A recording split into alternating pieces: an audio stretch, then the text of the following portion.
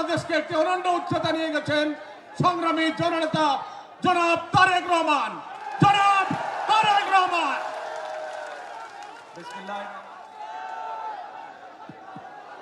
বিসমিল্লাহির রহমানির রহিম।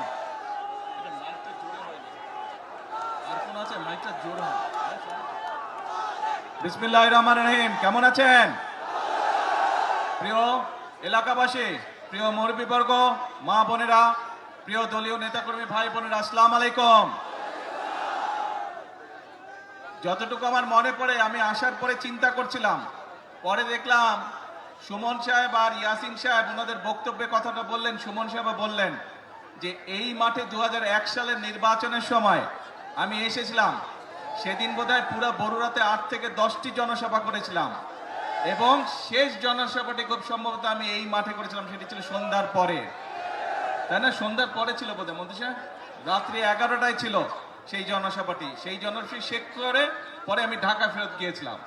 তো এখন কথা হচ্ছে, আসার সময় তো আপনাদের দাবি টাবি শুনলাম, আপনারা যে দাবিগুলা করছেন শুনলাম।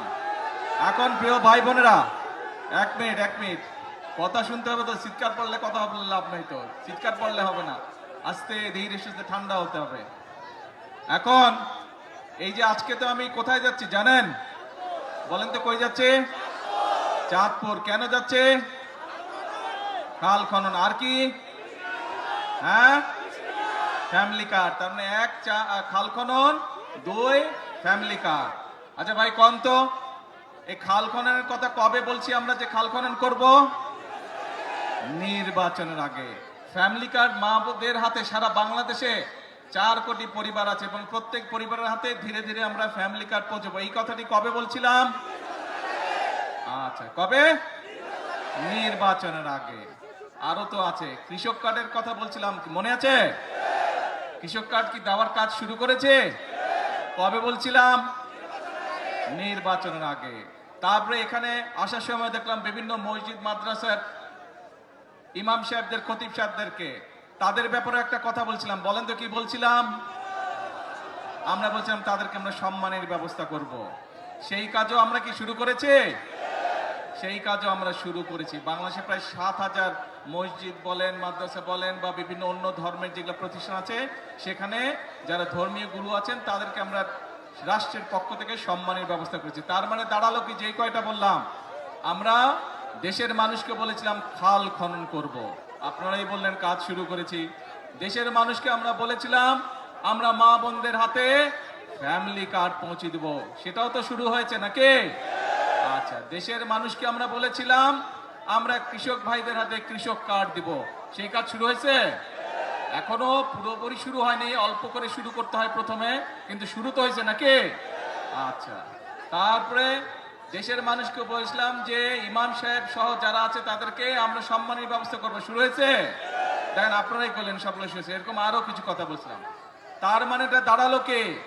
তার মানেটা দাঁড়ালো বিএনপি জনগণের কাছে যেই ওয়াদা দেয়, বিএনপি সরকার পরিচালনার দায়িত্বে থাকলে সেই ওয়াদা বিএনপি পূরণ করে। আমি এখানে সেই 2001 সালের নির্বাচনে আমি বরুড়াবাসীর সামনে দাঁড়িয়ে বলেছিলাম যে বরুড়া আর আমার জেলা বগুড়া দুটো উচ্চারণ অনেক কাছাকাছি। আমি যেরকম আমার এলাকার উন্নয়ন দেখব, ইনশাল্লাহ আমি বরুড়ার বিষয়ে সহযোগিতা করব। কথা রেখেছিলাম আমরা সেই সময়। আপনাদের এখানে প্রচুর সেই সময় রাস্তাঘাট, স্কুল, কলেজ, ব্রিজ, কালভার্ট তৈরি হয়েছিল, কিন্তু এলাকার মানুষের যোগাযোগের জন্য, সুবিধার জন্য। এখন প্রিয় ভাই বোনেরা, যেই কথাটি বলছিলাম, অর্থাৎ বিএনপি দেশের জনগণকে যেই কথা দেয়, বিএনপি চেষ্টা করে মানুষের সামনে সেই ওয়াদাটি রক্ষা করার জন্য। আমরা গত 16-17 বছর ধরে এই মুরব্বী নীল শার্ট, ঝগড়া করে শুধু মানুষটা, হ্যাঁ এই তো বসে, এখন ঠিক আছে, হ্যাঁ এই তো বসে গেছে। তা এখন মূল কথা হচ্ছে যে এই যে আমরা দেখেন গত 16-17 বছর আপনাদের ভোট দেওয়ার অধিকার ছিল দেশের মানুষের, ভোট মানুষ দিতে পারে নাই। কেউ যদি সরকারের বিরুদ্ধে কথা বলতো কি করত? গুম হয়ে যেত, মামলা হইতো, এসে ধরে লয়ে যেত, হইতো না? দেশের মানুষ 2024 সালে ছাত্র জনতার অভ্যুত্থানে যারা এসব করত তাদেরকে এই দেশ থেকে বিতাড়িত করেছে। এখন আমাদের কাজটা কি? আমাদের মূল কাজ হচ্ছে আমরা আন্দোলন করেছি, সংগ্রাম করেছি, বাংলাদেশের মানুষ আন্দোলন করেছে, সংগ্রাম করেছে, বহু মানুষ শহীদ হয়েছে, বুকে তাজা রক্ত ঢেলে দিয়েছে দেশের মানুষের গণতন্ত্র প্রতিষ্ঠিত করার জন্য। আজ আলহামদুলিল্লাহ আল্লাহর রহমতে দেশে গণতন্ত্র প্রতিষ্ঠিত হয়েছে। আপনারা আপনাদের জনপ্রতিনিধি অর্থাৎ যারা এলাকার উন্নয়ন দেখভাল করবে, এলাকার রাস্তাঘাট হলো কিনা দেখভাল করবে, এলাকার মানুষ চিকিৎসা পেল কিনা দেখভাল করবে, এলাকার সন্তানরা শিক্ষা ব্যবস্থা ঠিকভাবে পাচ্ছে কিনা, স্কুল কলেজ হচ্ছে কিনা দেখভাল করবে, ব্রিজ কালভার্ট তৈরি করবে, মসজিদ মাদ্রাসার সংস্কার করবে, সেই সকল ব্যক্তিকে আপনারা নির্বাচিত করে সংসদে পাঠিয়েছেন, যারা এলাকার মানুষের কথা বলবে এবং এলাকার জন্য কাজ করবে। প্রিয় ভাই বোনেরা, এখন আমাদের সময় হচ্ছে দেশকে পুনর্গঠন করা। আমরা 1971 সালে যুদ্ধ করে এই দেশ স্বাধীন করেছিলাম।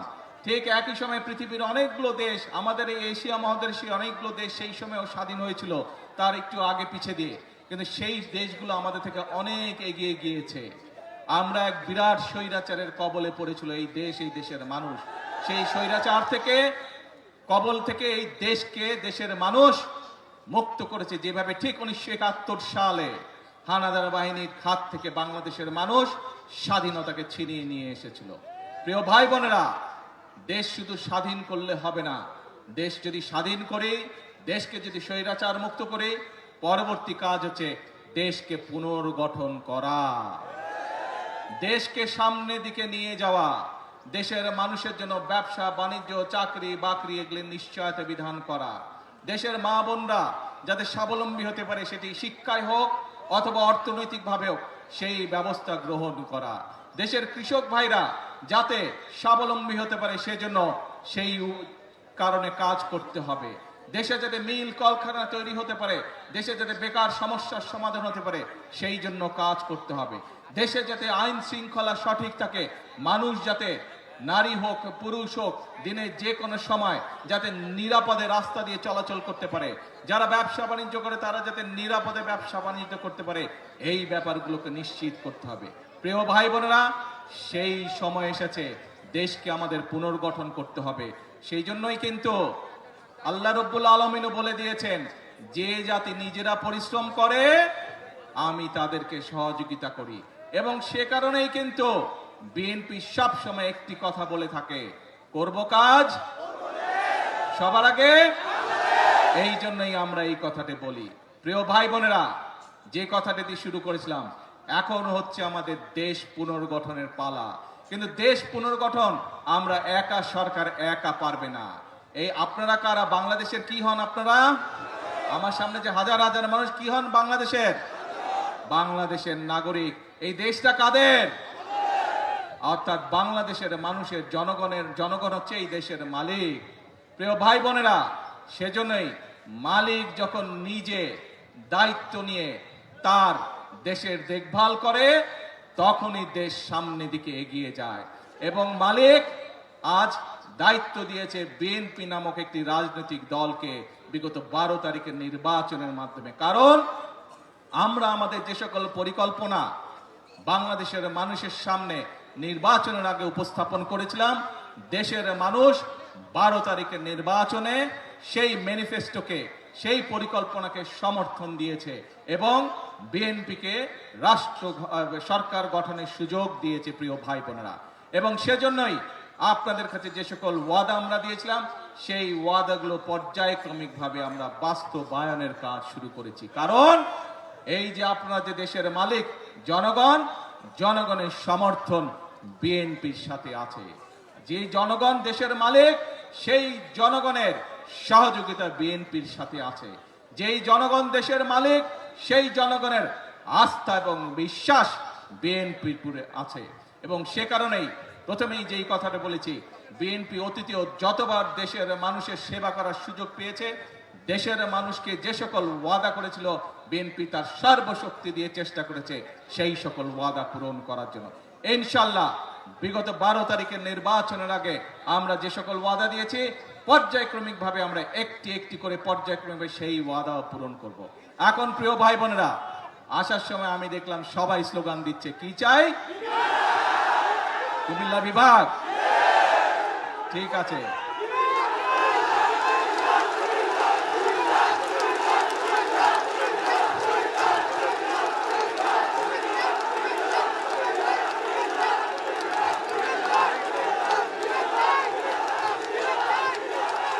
কথা শুনতে হবে তো, কথা না শুনলে কেমন করে হবে? কথা কি বলি শুনতে হবে তো মনোযোগ দিয়ে। এই দাবিটি যদি চিল্লালে লাভ হবে না ভাই, ঠান্ডা মাথায় কথা শুনতে হবে। এই দাবিটি যদি জনগণের দাবি হয়ে থাকে ইনশাল্লাহ, তাহলে সেটির বাস্তবায়ন হবে।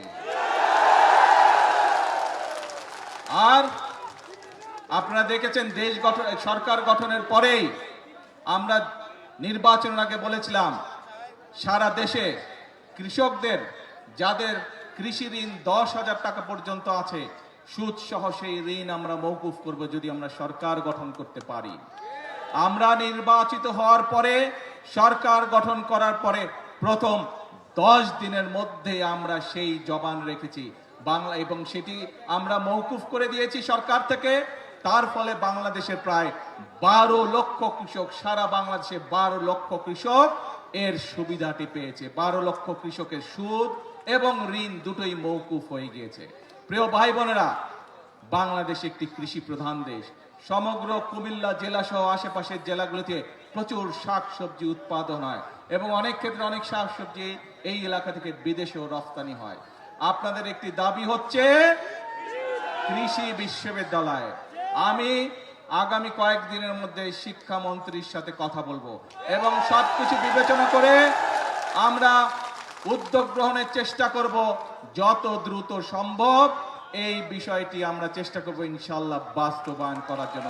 কিন্তু কথা একটা আছে, ধৈর্য ধরতে হবে। ধৈর্য ধরতে হবে। বিগত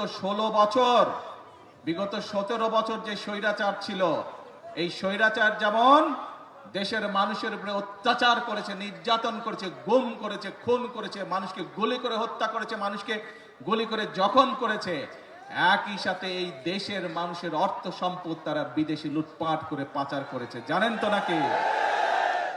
কাজেই দেশের মানুষের অর্থ সম্পদ লুটপাট করে পাচার করে দিয়েছে। সেই জন্য এই মুহূর্তে দেশের অর্থনৈতিক অবস্থা চাপের মুখে আছে। সেজন্যই আমাদেরকে কষ্ট করতে হবে, আমাদেরকে পরিশ্রম করতে হবে এবং সেজন্যই আমাদেরকে ধৈর্য ধরতে হবে। আমরা ইনশাআল্লাহ জনগণের যে সকল দাবি, জনগণের যে সকল চাওয়া পর্যায়ক্রমিকভাবে ইনশাআল্লাহ আমরা বাস্তবায়ন করব এক এক করে। প্রিয় ভাই বোনেরা, তাহলে দাঁড়ালো কি দাঁড়ালো? কথা একটাই, আপনাদের শক্তি, জনগণের শক্তি হচ্ছে আসল শক্তি। ভাই আমি তো বাংলায় বলছি, আমি তো ফার্সি ভাষায় বলি নাই, চাইনিজ ভাষায় বলিনি, বাংলা ভাষাই তো বলছি বিভাগের ব্যাপারে। তো ভাই চিৎকার করছো কেন? এখন তাহলে দাঁড়ালো কে? আমরা বলি জনগণই হচ্ছে বিএনপির সকল রাজনৈতিক ক্ষমতা উৎস। শুনেছেন কথাটা আপনারা? সেজন্যই আপনাদের সমর্থন যদি বিএনপির পাশে থাকে, আপনারা যদি আমাদের পাশে থাকেন, আপনারা যদি সুমনের পাশে থাকেন, আপনারা যদি ইয়াসিন এর পাশে থাকেন, আপনারা যদি বাংলাদেশ জাতীয়তাবাদী দলের পাশে থাকেন, ইনশাআল্লাহ আমরা দেশকে সামনের দিকে এগিয়ে নিয়ে যাব। আছেন তো সাথে? ইনশাআল্লাহ। তাহলে আসেন একটা কথা দিয়ে বক্তব্য শেষ করি। করব কাজ, জোরে করব কাজ, সবার আগে বাংলাদেশ। আল্লাহ হাফেজ।